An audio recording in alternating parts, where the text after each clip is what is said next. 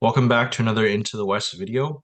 I'm Charles. With me today are Richard, Ian, and we have a special guest from Gollum's Gamers in the UK. It's Sam. Oh yeah, I'm so glad that you can join us. So today we'll be reviewing a recent UK tournament, also named Into the West. Any coincidence there? I think so. No, it's always been Yeah, called that. Yeah, we're not affiliated, unfortunately. It was quite a big tournament, over 120 players. And so Sam is joining us as he attended the event. So we'll be going over some of the lists from the event. We won't ruin it, but yeah, he was up there in the rankings, out of the 120 participants. So that's quite impressive. Sammy is from the Gollum's Gamers podcast, which honestly is probably my favorite UK podcast. So, go check them out if you haven't. Sam, do you want to give some background on what you guys do there? If you have any other shout outs? but yeah, we're a UK-based channel, more on the competitive side of the hobby. There's a few of us that enjoy, the hobby aspect as well. But yeah, mainly competitive. Do a wide variety, bat reps. We do event previews for, tournaments that we go to, good old tier lists, and yeah, basically anything MSBG wise. So yeah, definitely go check it out for sure. Awesome. I believe this was a good versus evil event. So you could choose. It was basically you had to take one list at 450 points, and then you could also bring a good and evil if you'd like. If you played against someone that had a good list and you had both, you would be forced to play your evil list and vice versa. If both players had two lists, good and evil, you would just do the normal roll off basically. But it wasn't just good versus evil. You could take one list. And the other thing was, I believe there were secret missions associated with this event. Can you just kind of break down what those were? Basically, Matt, the tournament organizer, he released the missions like what they were prior to list submission and the event starting. So you could plan your list around them to make sure that you had a decent, chance at actually achieving them. I think there was 18 in total. I might be mistaken on that. They all were just side basically objectives as to with the along the main scenario. So, for example, one of them would be make a charge with all your heroes in a single turn. Something like that. And if you achieved the mission, so you'd get basically a tournament point, which is quite big. And there was two different varieties. So you had the hero part, which gave you the tournament point, which was the easier bit, and then you had the Lord bit, which basically an addition to the hero part, which was just difficult. And the Lord part of it was being used as the first tiebreaker in the final rankings. So none of that victory points or VP diff or anything. It was on the Lord. So it's quite important for sure overall in the standings at the end. So that kind of sounds like what they do at Articon, which is Mhm. really interesting for us because in North America, like the big events, we don't usually have too many crazy side objectives. Obviously, you did very well. Did Mm. you like keep that in mind while you were playing the games and stuff like that? Yeah, usually if I'm gonna lose the game and if I do the play to get the mission and it will lose me the game, you obviously don't do it kind of thing. But you always want to try get it as best as possible. Even if it's just the hero version, because the extra tournament point is so impactful. It's always on my mind. I'm constantly looking at the bit of paper that my opponent selected for me to make sure that I have done it, for sure. So it definitely does change the way you play. And if you take certain lists that, may not have a lot of models or a lot of models, it can be harder depending on which one you choose. So like one of them is to shield with five or more models. If you take no models that can shield, you can't do it basically. You have to throw them out and you have to choose the others. So it definitely can impact the way you play. You might not kill for a turn. You might shoot, like more, an extra turn than you would have previously to get your mission. So it depends. I know these were added in last edition because you're capped at 12 VPs Mm. in every event for each game. But now that we're on 20 VP system, it feels like it'd be less necessary. Did you still notice a difference having them included or not? We'll see in the final rankings that they even in with the 20 VP diff because the Lord version of the missions was used as the tiebreaker, it just completely flips the rankings basically depending on how you do with them.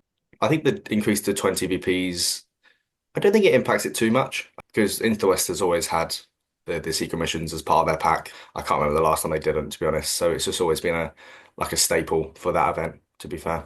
Feel free to tell us when we go through the certain rankings, which person is undeserving of their rank and they're only up there because of these secret VPs. Well, you deserved it. Right. I will, don't you worry. Before we get started, just want to shout out our patrons over on Patreon. Thank you all for supporting us. If you want to see extra content and check out our list of perks, please see the link in the description. A special shout out to Ragin Ridge 83, the top supporter of the channel. Also, we have a Patreon promotion going on right now. All patrons, after supporting us for 1 month, you get a set of custom Baron of dice that has the Into the West symbol on them. So for more information on how to get them, also you could see more in our description. And just to shout out Baron of Dice, they make some great Middle-earth strategy battle game dice, as well as dice for other games. You can use our promo code WEST for 5% off your order. We're going to be going over the top 20 lists from this event. Lists 1 to 10 will be on YouTube, and the rest of them you can check it out on our Patreon. All right, going into our top 10. Okay, so we have Dewey Evans with the Eagles. So we have Guahir leading 3 Great Eagles for a total of 4 models. As much as we've been talking kind of about Eagles, surprisingly, no Eagles from 11th to 20th. Yeah, I mean, I Wonder. think there's 8 Eagle lists in total. So again, quite a lot. Dewey finished 5 wins, 2 losses. However, he got 6 of his secret missions. So it's basically equivalent to another win and a loss instead. So kind of going, 6 and 3 at a 7-game event. So the missions helped him out here a lot with getting up to the 10th, to be honest. And Dewey's used Eagles last edition as well. So comfortable play style, I think, for him. And yeah, I mean, the Screech you get at 450, it's just so good. So good. I think obviously the lower model count, the better, because you can fit it all under the 6-inch bubble of the Screech. And you have less models to bubble wrap heroes with Barge.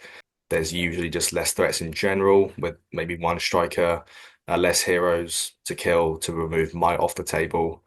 It's just really solid with the maneuverability of it and completely pinning down one part of a list where the rest struggles to come over. And by the time it does, it might be too late. You might have lost too many models, lost a hero that's important, kind of thing. This could be a discussion for after we go through all the lists, but I'm curious, like what list, including Eagles, can scale? Because again, we're talking about 450 points, and I do think this looks very strong if slots in perfectly, right? And even if I think if we go up, we were talking about this off air, like 500 points. It's nice that they have the fledgling in this army as well, so you can play them at a bit more diverse points.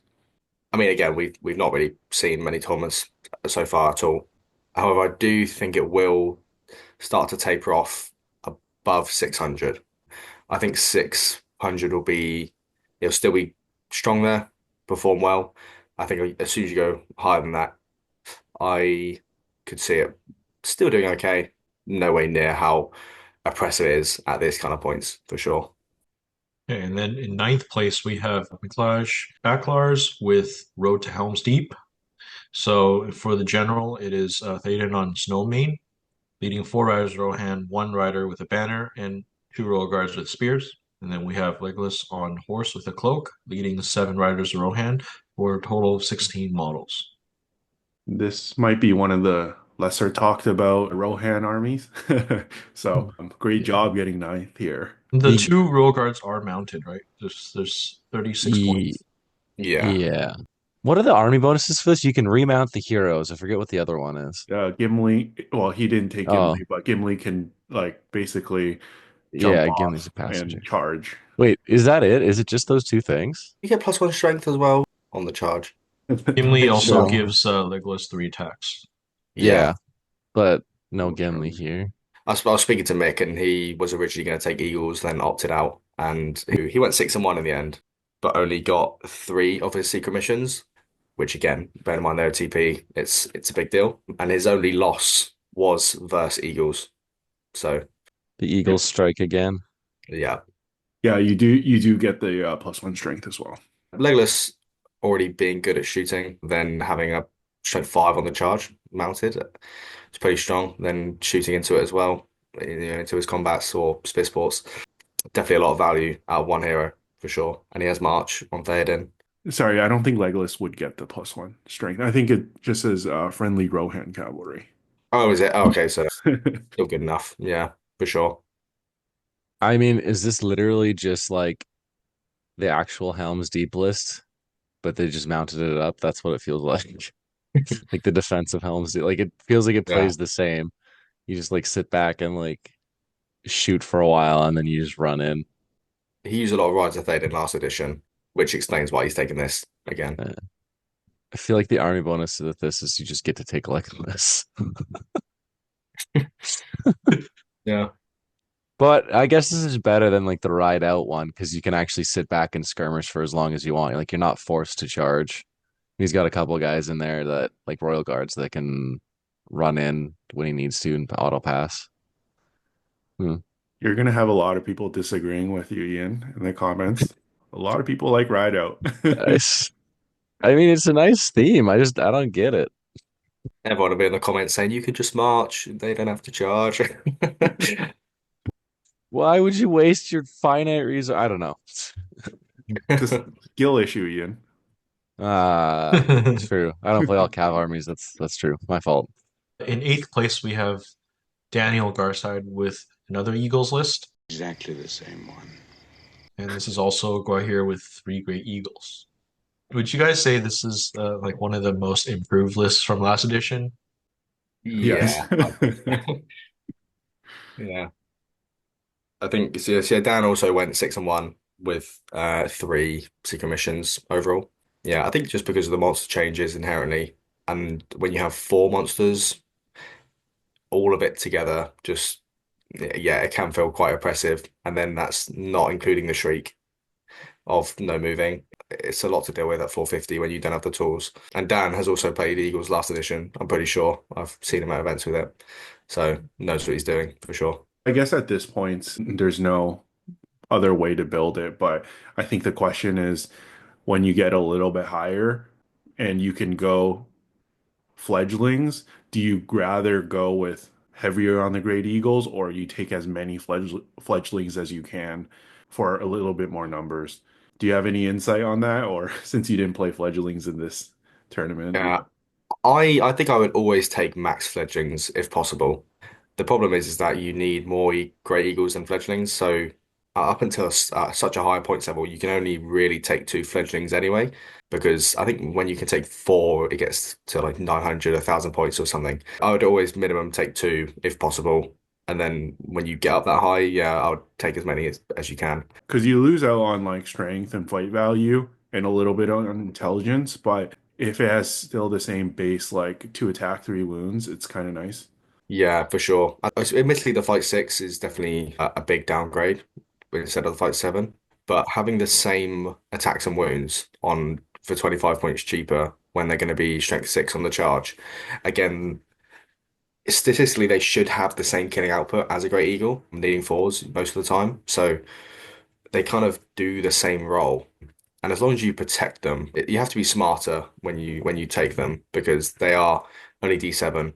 So instead of 6s by 4s, it's usually just 6s. But I think just increasing the model count or getting as many hurls and barges to disrupt a line is always way more beneficial than taking a Great Eagle instead, I'd say. Yeah, makes sense. All right. Going into seventh, we have Zahir Kares, Lurtz Scouts. So we have Lurtz with Shield, leading 1 Scout with Banner, 8 Scouts with Shield, 5 Scouts with Urkai Bow, 1 Drummer. And then we have Ugluk leading 7 Scouts with Shield and 3 Scouts with Urkai Bow. So 27 models here and 8 bows. Lurtz Scouts, it's not a lot's changed, to be honest. I still think it's great at good at 450. I do think Uglux is slightly better, but I like how alerts the scouts, especially in this event when you are highly likely to play monsters.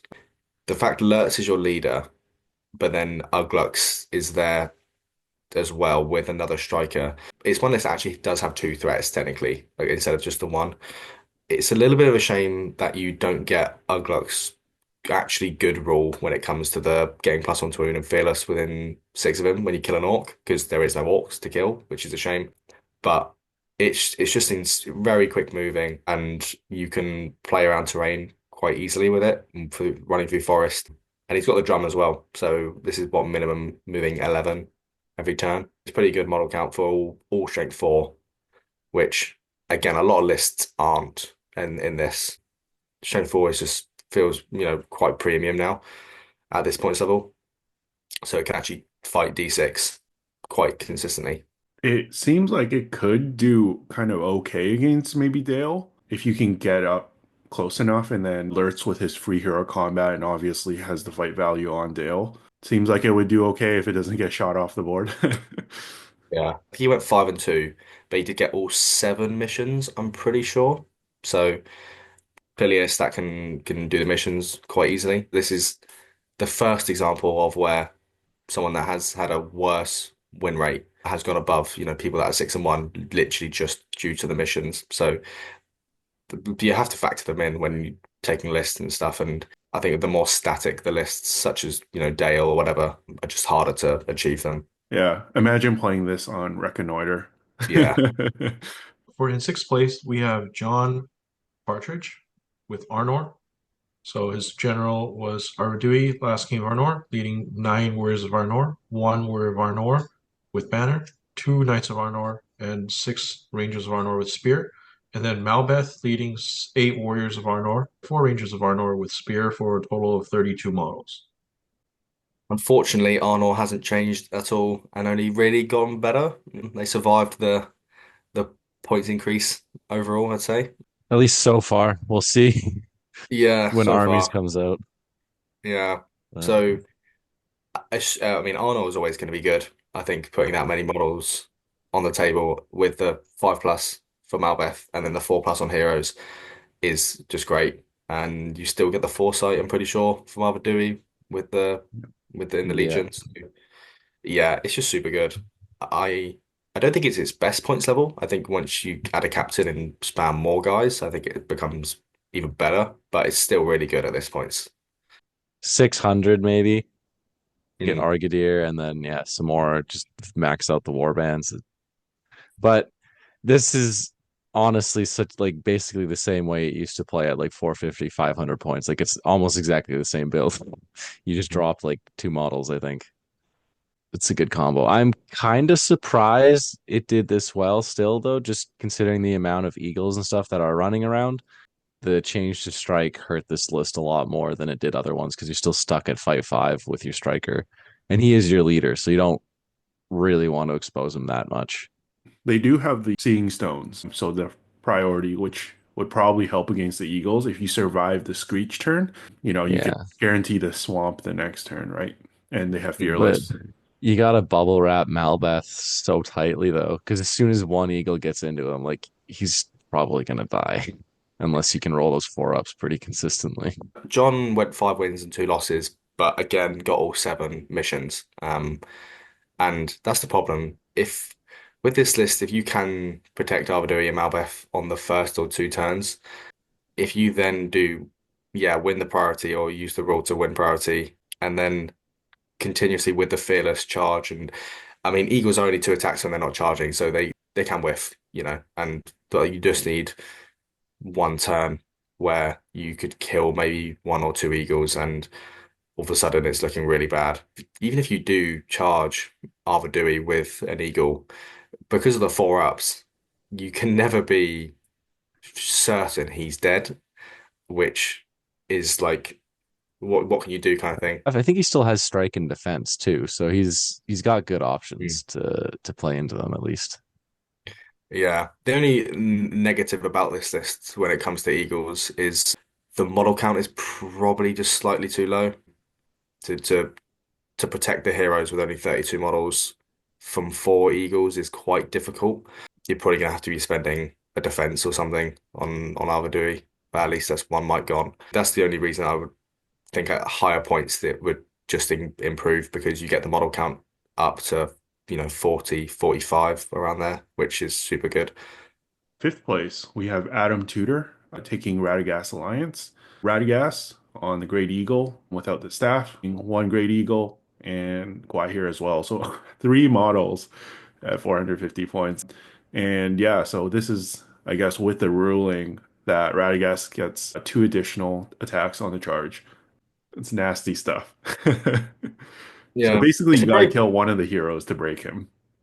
yeah, essentially. It's a brave choice to take this at 450, I think, especially when Eagles are there and that rule is just so good, like, the Screech. So props for him to not, follow the crowd. And I mean, it's still Eagles at the end of the day. However, you don't get the instant no fun turn of not moving any models for your opponent kind of thing. What is the army bonus in this one? It's the +1 on strength on the charge. Is that it? And then Beorn gets a free heroic move if the previous turn Oh, he kills all the models he fought. Yeah. eh, eh. Mm. Does Radagast Eagle count towards the Great Eagle count? Because if it does, then he technically could have gone to four models and taken two fledglings instead of Guahir, but I think it does count, my knowledge. So I'm pretty sure Adam went also 5-2 with 7 missions. So mm, again, pretty successful on the side objectives. And I'd be interested to know how the casting from Radagast was for him because you get 6 might in this, which is in like pretty good. That's you're probably going to be higher than most lists at that point with they just take a 3 might here and a captain. Because did Radagast keep compel? I know he's got transfix. he never had Compel. Yeah. Now he has Panic Steed, Terrifying Aura, Renew, Transfix, Aura of Dismay, the new one, Nature's Wrath, and Writhing Vines. Okay. Yeah. The immobilize is the big one there, right? I'm Yeah. assuming on a 3+, probably. Four. Oh, on a 4. It's not as reliable as you'd want it to be. I'm assuming it's more having two models that hit 4 attacks on the charge with might that can do all their hurl combats or whatever they want to do. Ratty gets five there. Aren't Eagles 2 attacks base? Yeah, it'd be two, Oh, okay, three, yeah, you're four. right. Yeah, Yeah. and Okay, then so it is yeah, four. Yeah. yeah. Technically 5 attacks because Sebastian is free now, right? In the So dual so role. it's a reroll. So effectively 5 attacks. Yeah. Or we've just made the one that gives you the -1 to because he gets -1 Uh, courage as well. I think one of the spells is. That's Aura Dismay now, yeah. Yeah. Yeah. So That's big. yeah, if you have say courage 2 orcs or courage 8 orcs now needing 9 to pass helps a lot. So I could see that also being a reason he's chosen this instead of the actual eagles.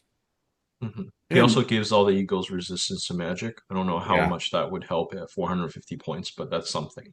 and Nature's Wrath probably. That's always been Radagast's go-to, right? I wouldn't want to If come yeah, up against this in a 450 tournament either.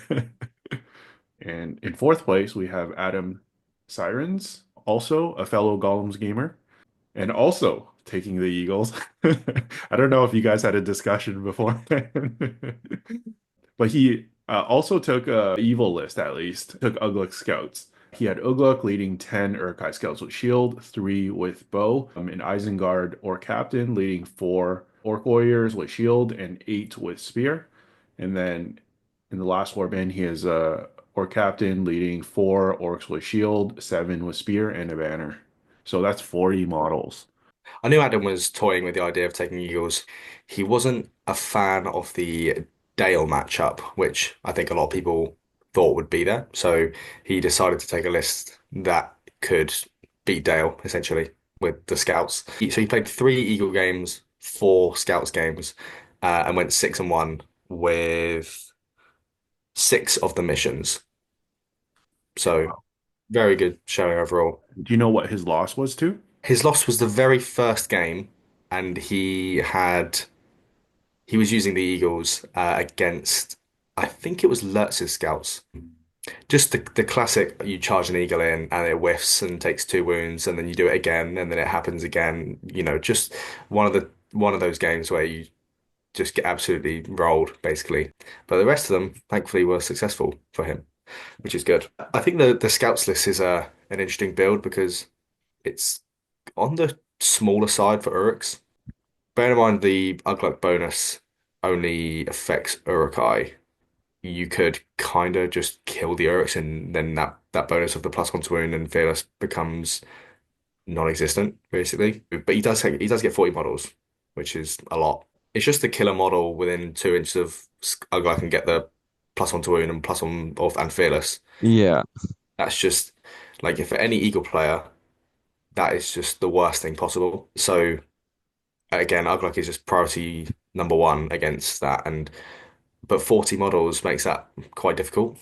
That's the level where you can start to bubble wrap to a point where it's even after the shriek, it's potentially still difficult to get into him. He did well with scouts, went 4-0.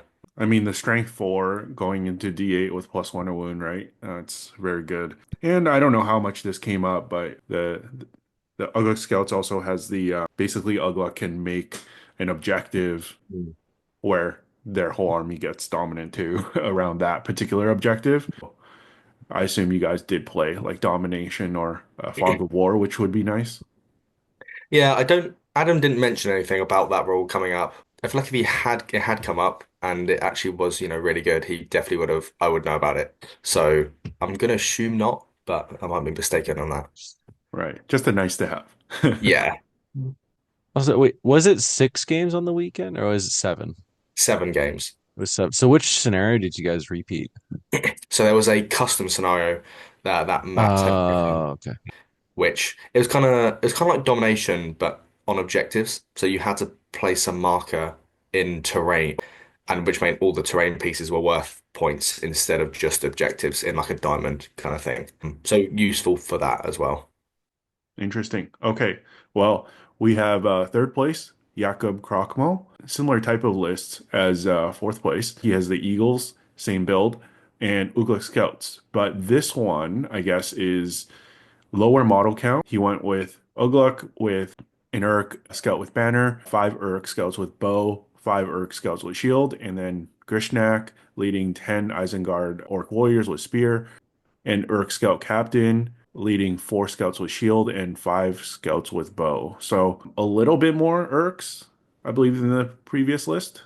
Yeah, this is how I thought most people would build a scouts list at this kind of points to get more orcs, to be honest. I like this list. Again, scouts has always kind of been good at 450, even last edition. Jakob was exactly the same as Adam. 6 wins, 1 loss, and 6 of the missions. He just would have had more Lord level missions than Adam, basically. I don't know what his loss was off the top of my head, but again, Jakob's used I think both of these lists previously.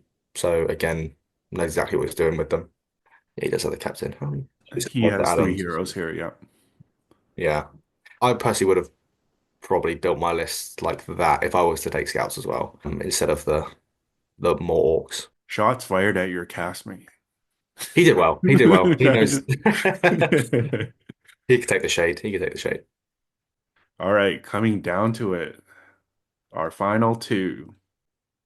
All right, Sam, do you want to go over your list and any additional thoughts that we haven't talked about about this list? Yeah, yeah. I mean, it's main topic of the the tournament kind of thing. So yeah, I did have a loss. I went 6 wins, a loss, but got all 7 missions. So basically put me second.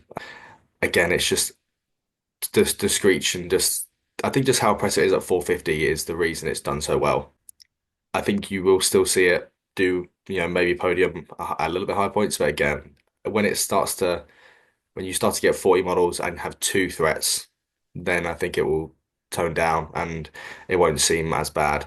But definitely lower points as long as you reposition correctly with like the maneuvering side of things and make sure you screech at the right time. That'll be what the difference is between people kind of winning or losing, whether they screech too early, just losing fights on the Great Eagles as well when you charge them with the 3 dice. Very whiffable. Happened to me a whole lot on the weekend. And even then, as long as you position that you don't get trapped consistently, whether that's just, a long line of eagles so that your battle line is, say, 12 wide or 12 inches wide kind of thing, or using terrain and trying to just avoid and hurling basically all the time. Because although hurl's got so and so worse in the sense of you can't just kill 5 models down the line at D5 anymore. The difference of it being a targeted, that model is guaranteed prone. There's nothing you can do about it. Wherever you move him, position him in your move phase is so good. I think it's even, better for Eagles, the intelligence. So them being four and Guahia being three, you basically never whiff it, to be honest. I just think at this low points, up to 600, you'd see them more and more, essentially. Strong list. And I hope that they don't get nerfed, personally. I do think there's something to be said that there takes some skill to man this list. Like even looking at this tournament result, like I know we saw what three or four in the top 10. Yes, we didn't really see any from 11 to 20, which means the other half of Eagles at this tournament like finished, after 20th place. It shows that, the players that know how to use the Eagles, there's basically a big gap of finishes there. Yeah, I think everyone that finished in the top 10 used Eagles in the previous edition and was like one of their armies. Like the Eagles was the first list I ever bought when I got into the hobby, but just because I liked the look of the models and wanted to use big, scary flying things, and then realized they were bad, and then still tried to take them to smaller events just to have fun. And then when I saw that they had they'd be made better, they got a good rule, it was just a perfect excuse to take them. Didn't think they'd be this good, but I'm glad they are. In first place, the champion at this event was Ben Haslam with Garrison of Dale. So the general is Girion, Lord of Dale with the Windlance, leading 6 Dale warriors with Esgaroth bow, 1 warrior with banner, 7 warriors of Dale with shield and spear, and 4 warriors of Dale with shield. And then a captain of Dale with 6 warriors of Dale with shield and 4 warriors of Dale with Esgaroth bow for a total of 30 models. And we have 10 bows. I think this one did better than the other ones because he dropped the spears to get one extra model. That's got to be it. That makes perfect sense to me. It's definitely an interesting choice going for only the 7 shield and spear. Because how many, it's what, 10, 16, 20 models that, so 20 to 7 to 13 what won't have spears or whatever, So I don't think it hurts him that much though, because he's gonna want to spread out to like get to mm, objectives and stuff anyway. So you just send the guys with shields off to go run and do that while the bows and spear guys hold the center. So it kind of makes sense. And yeah. it's going up by like changing your breakpoint by one model is probably worth it at this kind of a level, especially when everybody's trying to get up into like 30 or even 40 something models. Yeah. So Ben was the only person to go 7-0 at this event. I think he got 3 or 4 missions. So again, way less compared to a lot of other people, but um didn't really matter. If you go 7-0, you win the event regardless, kind of thing. He played Eagles last game in Destroyer Supplies, which I think is probably one of the better ones to play it in. And yeah, this list has so many good benefits against them in the first place. You're lucky if you only lose one eagle by the time you get to them, essentially, with the +1 scatter and the reroll and the 3 might. It's just so easy to instantly kill one of them on the way in. But if you Mhm. do get in, it's actually not the worst thing in the world. Like you can still have a pretty tough game against them. It just makes the Girion win lance +1 to wound is just then becomes even better against these D8 models.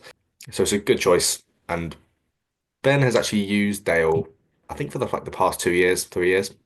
So probably one of the most experienced players with the list before it's had its super buffs anyway, which is always a benefit. I think again it shows just like the Eagles that there are other people who took Dale, but they didn't quite crack the very top and destroy the supplies. That's kind of nice too, because 12-inch deployment, and then so you get a couple turns of shooting, and then when they do come, you're camped there where everyone gets +1 a wound. So that's nice. So, Sam, I guess going through the event, do you think it was an advantage taking two lists, or do you think that it's better with the one? Because it's interesting, like you and the first place finisher took one, but then third and fourth took two. It's hard to say because I think the people that had taken, for example, Jakob and Adam, that had taken scouts, I don't know if they. Like, I played a few practice games, like maybe 2 or 3 with Eagles versus Dale, and found that it was pretty okay. Like I wasn't actually too scared regarding it. I guarantee lose an eagle, but you could still win with the Shriek and only them having 30 models. However, I could see an argument that if you don't get a practice game and you think worst comes to worst, you play against that kind of list with it, and on paper, it does look bad. It's tricky. If you're well versed in both lists, it's fine. I think there's no real advantage, disadvantage. It just depends on the field.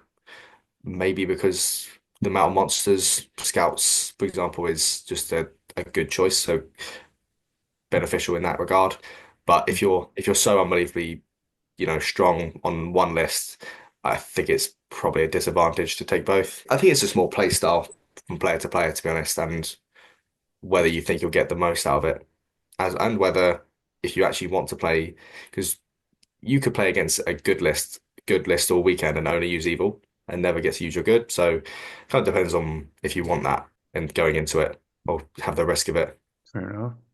I do think it's a little concerning that we're like just over a month into the edition, and there seems to be a very big condensing of lists that are hitting top tables immediately, and like a lot of people recognizing that those are going to be the better lists at a certain points value. Like that's a little rough. I mean, it'll get better once we get the other books, like the more profiles and more scenarios, but it's potentially an upsetting trend I think we're going to see over the next year or two.